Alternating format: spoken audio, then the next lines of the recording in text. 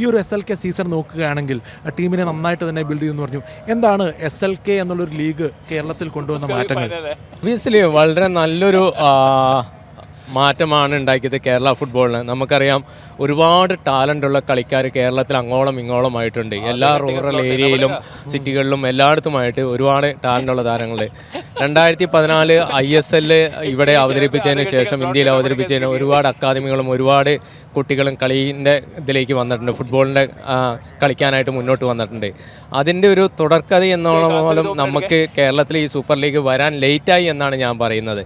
ഇത് കഴിഞ്ഞ വർഷം മുതലേ വന്നതിൻ്റെ ഒരുപാട് നല്ല നല്ല താരങ്ങൾ പുതിയതായിട്ട് വന്നു. നമുക്കറിയാം അണ്ടർ 23 കാറ്റഗറിയിൽ വളരെ വലിയ മുന്നേറ്റമാണ് ഉണ്ടാക്കിയത്. ഒരുപാട് നല്ല താരങ്ങൾക്ക് അവസരം കിട്ടുന്നു. അവർ പിന്നെ I ലീഗിലേക്കും ISLിലേക്കും പോകുന്നു. ഇത്രയും നല്ലൊരു ഓപ്പർച്യൂണിറ്റി ഈ ഇന്ത്യയിൽ മറ്റൊരു സ്റ്റേറ്റിനും പിന്നെ വിഭാവനം ചെയ്യാൻ കഴിഞ്ഞിട്ടില്ല.